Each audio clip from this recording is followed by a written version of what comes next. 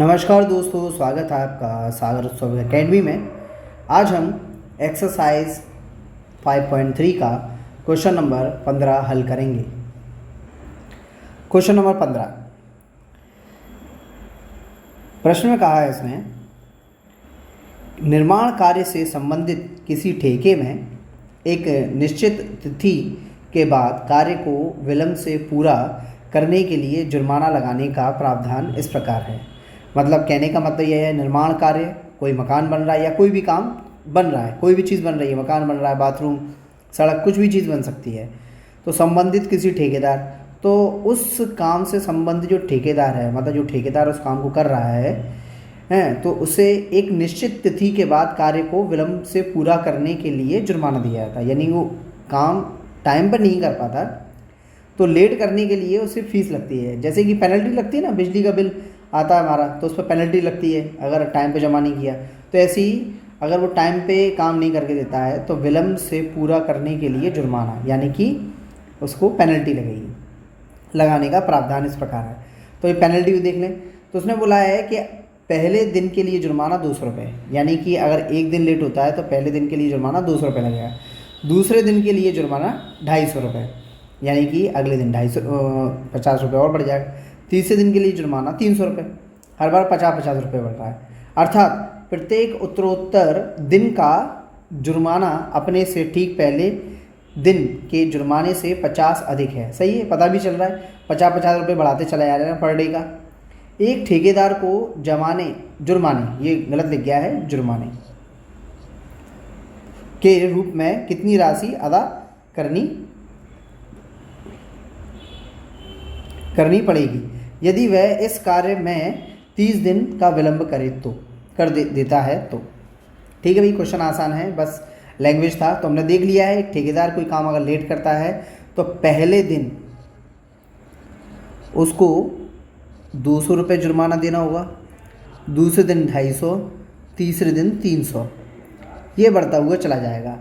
और उसने इससे मतलब हमें ये पता चल गया कि ए बराबर हमारा 200 है ना, पहला पद। उसने ये भी दे दिया है कि हर बार जुर्माना 50 रुपये अधिक बढ़ जाता है, यानी कि डी हमारा 50 हो गया। कैसे? पीछे वाले में से आगे वाले को घटा दो। देखो 250 में से अपन 200 को घटाएंगे तो 50 आएगा कि नहीं आएगा। तो जुर्माना उसने पहले से लिख कर दिया हुआ है कि भैया आपके पास डी है। फिर उसके बाद उसने क्या बोला है कि इसमें कम से कम 30 दिन लगेंगे। कितने लगेंगे?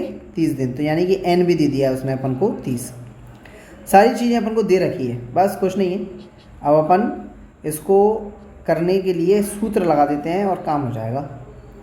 तो सूत्र लगाएं हम क्या, कि SN बराबर, सूत्र लिख देते हैं पहले।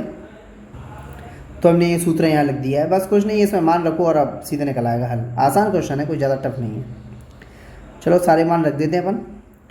तो देखो SN, N के ए पे कितना आएगा हमारा 30, यानी कि 30 दिनों का निकलना है। N बराबर 30 है, नीचे कितना है हमारा 2 A कितना है हमारा, A हमारा 200 है, प्लस N माइनस, तो N कितना है हमारा वही 30 माइनस का 1, और D बराबर हमारा है 50।